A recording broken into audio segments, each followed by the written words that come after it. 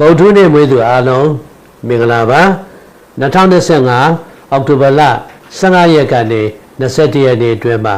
အလုံးစုံကောင်းခြင်းကံနဲ့တိုးတက်ခြင်းတွေရှိတယ်မိမိလိုရာစန္ဒမှန်သမျှပြည့်စုံမယ်လုပ်ငန်းမရှိသူလုပ်ငန်းရမယ်လုပ်ငန်းရှိသူတိုးတက်မယ်ပြည့်ရသူများစမ်းပွင့်မယ်အခက်အခဲအလုံးကိုပြေလည်ပြီးကောင်းခြင်းကံကြမ္မာနဲ့တိုးတက်ခြင်းတွေရှိမယ်15ရက်နေ့မှာအလုံးစုံကောင်းခြင်းနဲ့တိုးတက်ခြင်းကံတွေကြုံမယ်16ရက်နေ့မှာရှင်ပြန်မှုမှမအောင်မြင်ခြင်းဘဝတိုးတက်ခြင်းကြုံမယ်19ရက်နေ့မှာမထင်မှန်ပဲပြဿနာဟောင်းတွေပြန်ဖြေရှင်းရတတ်တယ်စိတ်လျှော့ရတတ်တယ်အစင်းတော့ဖြေသွားမှာပါ18ရက်နေ့မှာဝေကြီးကိစ္စလုပ်ငန်းကိစ္စပြောဆိုမှုတွေဆင်ပြေမယ်စမ်းပွင့်မယ်19ရက်နေ့မှာအပြောင်းလဲတွေရှိမယ်ရည်မှန်းချက်အောင်မြင်မယ်ဘဝတိုးတက်မ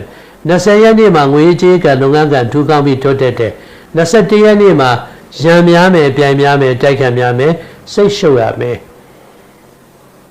ဒီတပတ်တာကာလအတွင်းဇာတာပတိနေ့ဗုဒ္ဓနေ့အင်္ဂါနေ့မွေးသူတွေကောင်းကျိုးပေးပြီးတော့တနင်္လာနေ့တောက်ကြနေ့မွေးသူများကြောင့်စိတ်နှောက်ယှက်တွေရှိတတ်တယ်3နှစ်9ကနန်းနေ့ကျိုးပေးတယ်အပြာရောင်အနီရောင်ကျက်သွေးရောင်တို့ကိုသုံးပြီးတော့အလိုရှိရာကိစ္စတွေဆောင်ရွက်နိုင်ပါတယ်အိမ်နီးပါးမှာရှိတဲ့အသက်အရွယ်ကြီးရင်သူတို့ကိုစေဝအာဟာရလူဒန်းခြင်းပြုပါကျေးဇူးတင်ပါတယ်